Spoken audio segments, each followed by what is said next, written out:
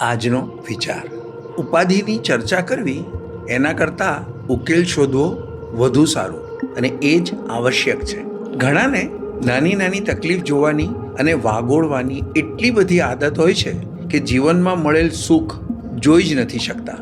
આવી વ્યક્તિ કામ કેમ ન થયું, શું તકલીફ પડી એનું વર્ણન કરતા રહેશે, પરંતુ ઉકેલ શોધી કામ નહીં કરે. એક નાના પ્રસંગથી આ વાતનું તાત્પર્ય સમજાશે. દિવાળીનો સમય. સિદ્ધાર્થ અને રાજુ બંને મિત્રો. બંને નક્કી કર્યું દિવાળી દરમિયાન રજા છે તો 8-10 દિવસ ફટાકડા વેચી થોડું કમાઈ લઈએ, જે કામ આવશે. બંને સાધારણ ઘરના પણ સમજદાર. થોડું કમાઈ પોતાના ભણતરનો થોડો બોજ ઉપાડતા થઈએ એની સાચી અને સારી ભાવના. બંનેનું રહેવાનું થોડું દૂર, એટલે પોતપોતાના એરિયામાં શરૂ કરીએ વિચારી લીધું. દિવાળી પછી બંનેમાંથી રાજુ સારા પૈસા કમાયો, સિદ્ધાર્થ શરૂ જ ન કરી શક્યો.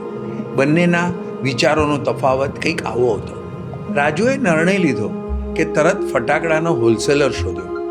સાંજ સુધીમાં નજીકની દુકાનના ઓટલા પર બેસવાનું નક્કી કર્યું, અને રોજના 500 દુકાનદારને આપીશ એ શરત એણે મંજૂર કરી.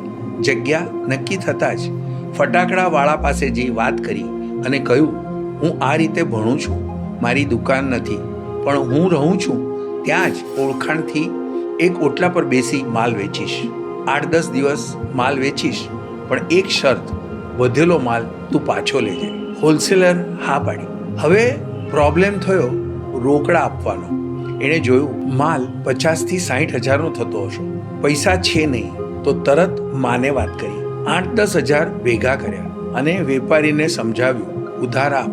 વેપારી એમ વિશ્વાસ નહીં કરે એ જાણતો હતો, એટલે પોતાના જ એરિયામાં એક વાળંદ જે નાનપણથી પરિવારને ઓળખતો, એ આ વેપારીના પડોશમાં રહેતો, એનો રેફરન્સ અપાવ્યો અને વાત પાકી કરી નાખી. ટૂંકમાં કામ કરવાની ઈચ્છા અને પડતી તકલીફ ઉકેલ મેળવવાની પૂર્ણ તૈયારી. બીજી બાજુ સિદ્ધાર્થ શરૂ જ ન કરી શક્યો, કારણ નક્કી થયા પછી ઘરે જઈ વિચાર્યું, માલ વધશે તો ક્યાં રાખીશ, માલ લાવીશ તો વેચવાની જગ્યા ક્યાં, માલ લેવા પૈસા ક્યાંથી લાવીશ.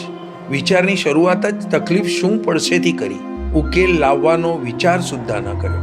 મોટા ભાગે દરેકનું આવું જ થાય છે. પડેલ તકલીફને કાં તો વાગોળ છે અથવા આવનાર તકલીફનું બિહામણું ચિત્ર મનમાં બનાવશે, અને એટલે ઉકેલ લવાયનો વિચાર જ સુદ્ધા નહીં કરી શકે. યાદ રહે, દરેક વાતમાં અને કાર્યમાં ઉપાધિ અને તકલીફ તો હોય જ. ઉકેલ લાવી જીવન સમૃદ્ધ રાખવું એ જ સફળ જીવનની ચાવી છે.